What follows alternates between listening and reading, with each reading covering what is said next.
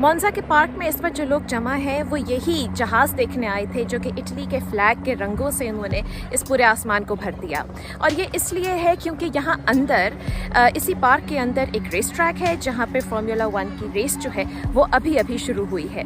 ये race track बहुत मशहूर है, बहुत अहम समझा जाता है क्योंकि फार्मूला 1 ग्रांड प्री रेसिंग जो है उसका ये सबसे पुराना रेस ट्रैक है। इसको टेम्पल ऑफ स्पीड भी कहा जाता है।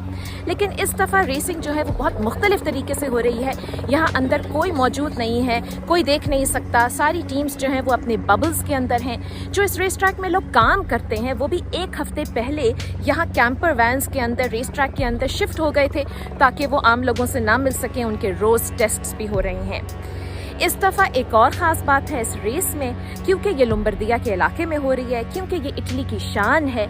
यहाँ पे 300 लोगों को इजाज़त है कि वो रेस देख सकें और वो 300 है यहाँ के डॉक्टर्स और नर्सेस जिन्होंने कोरोना वायरस के दौरान यहाँ पे फ्रंट लाइन में काम किया है। इस साल शहर के अंदर भी कुछ सुनसान ही है, वरना हर साल यहाँ बहुत रौनक होती है। जो रेसिंग वीकेंड होता है जुमे से लेकर इतवार तक, उसके अंदर शहर के अंदर बहुत सारी एक्टिविटीज़ होती हैं। गाड़ियों की नुमाइश होती है, बच्चों के खेल होते हैं।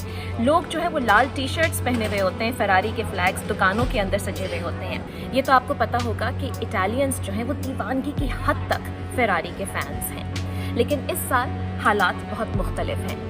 एक उसकी वजह ये भी है कि कोरोना वायरस के जो रेट्स हैं वो बढ़ रहे हैं रोज़ाना। जो एक महीने पहले हम 200 हर रोज़ के जो 200 केसेस थे वो बढ़ रहे थे, अब 1700, 1600 इस तरह के हो गए हैं और जो अमवात हैं वो भी बढ़ रही हैं। तो थोड़ी सी उदासी है, थोड़ी सी परेशानी है। और इस दफ़ा लोग जो हैं ये रेसेस सिर्फ अपने घरों से ही देख सकेंगे उनको, वरना शहर में ये एहसास नहीं होगा कि यहाँ कुछ हो रहा है।